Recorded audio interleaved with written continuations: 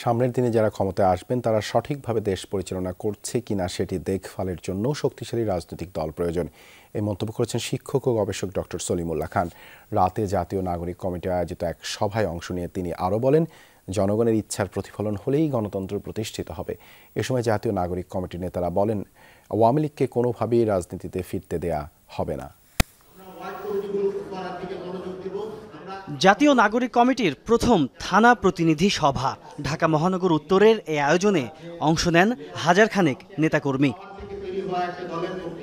সভায় আলোচনা হয় সামনের দিনে ছাত্র জনতাকে সাথে নিয়ে নতুন রাজনৈতিক দলের আত্মপ্রকাশ ও রাজনীতির গতি প্রকৃতি নিয়ে। অতিথি আলোচক শিক্ষক ও গবেষক ডক্টর সলিমুল্লাহ খান বলেন, দেশের বিদ্যমান পরিস্থিতিতে নতুন রাজনৈতিক দল গঠনের প্রয়োজন রয়েছে।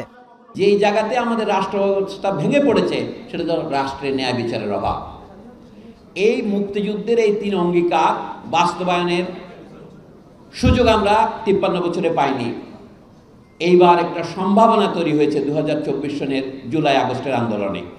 সেই সম্ভাবনাকে আমরা বাস্তবায়িত করতে পারবো কিনা, পালন করতে পারবো কিনা, এইটারই এখন পরীক্ষার মুখোমুখি আমরা। আলোচনা পর্ব শেষে বিভিন্ন প্রশ্নের উত্তর দেন জাতীয় নাগরিক কমিটির নেতারা। অঙ্গীকার করেন, রাজনীতির মাঠে যে কোনো উপায়ে আওয়ামী লীগকে প্রতিরোধ করা হবে।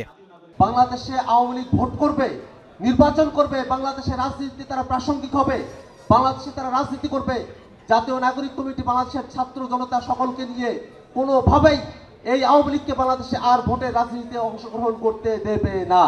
নতুন রাজনৈতিক বন্দোবস্তের সাথে নতুন রাজনৈতিক দলের বন্দোবস্ত আমাদের লাগবে এবং আমরা ছাত্রদের পক্ষ থেকে, নাগরিক কমিটির পক্ষ থেকে যেই রাজনৈতিক দলের উদ্ভব ঘটবে সেই রাজনৈতিক দলে যাতে সবার সবক আমরা গ্রহণ করতে পারি সেই ব্যবস্থা আমরা করব।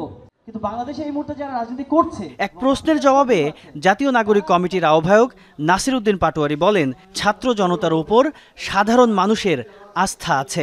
ভোটের মাধ্যমে তার প্রমাণ হবে বলেও মনে করেন তিনি। ছাত্ররা ফ্যাসিস্ট সরকারকে বিদায় জানিয়েছে, মানুষ তাদের উপর আস্থা রেখেছে।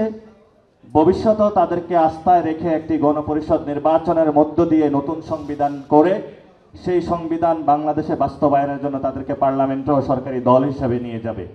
থানা প্রতিনিধি সভা শেষে ছিল সাংস্কৃতিক আয়োজন। দেশাত্মবোধক আর বিপ্লবী সঙ্গীতে সুর মেলান উপস্থিত দর্শক শ্রোতারা। তাজনুর ইসলাম, যমুনা নিউজ, ঢাকা।